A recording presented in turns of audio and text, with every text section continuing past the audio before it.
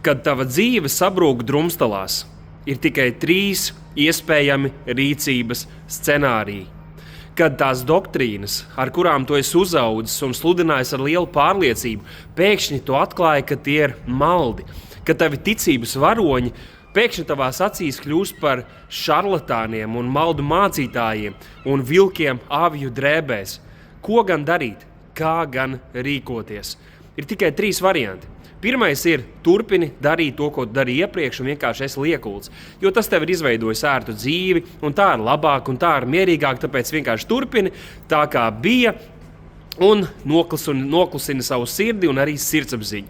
Otrs variants ir atkāpies no Dieva, sāc dzīvot grēkā, nododies pasaulē, bet trešais ir meklē Dievu, tuvojies viņam, lauzies viņam tuvāk.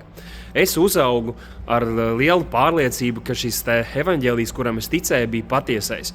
Un man bērnības varoņi bija tādi vīri kā Kenets Koplands, es skatījos viņa filmas, klausījos viņa dziesmas un biju iepazīstināts arī ar viņu mācību. Tāpat mēs sapņojām par tādiem vīriem kā Benijs Hins, piemēram. Mēs skatījāmies video, kur viņš vicina roku un cilvēku pūļi lidoja pa gaisu, un tas bija tas mūsu mērķis. Tad Brians Hjūstons, Hillsong draudz, pirmā lielā mega draudz un viņa populārā mūzika. Lūk, kļuva par mērķi, kādiem mums jābūt. T.D. Jakes, Riks Vorens.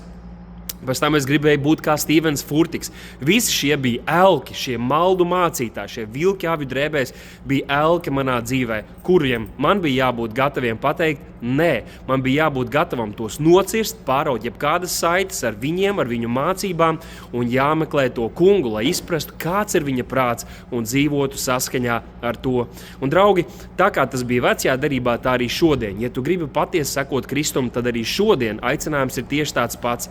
Atstāja pasauli, atstāja nedzīvos darbus, atstāja grēkus un nogāž šos elkus, nogāž šos cilvēkus, šos maldu mācītājus, šos cilvēku mācību sludinātājus un meklē izprast rakstos, kāds ir Dieva, ko Dieva vārds saka, kāda ir apostuliskā mācība, kāda ir Kristus mācība un turies pie tās. Un ja tu patiešām to gribēsi, tu patiešām to meklēsi, tad tas kungs tev arī dos to atrast un tajā dzīvot.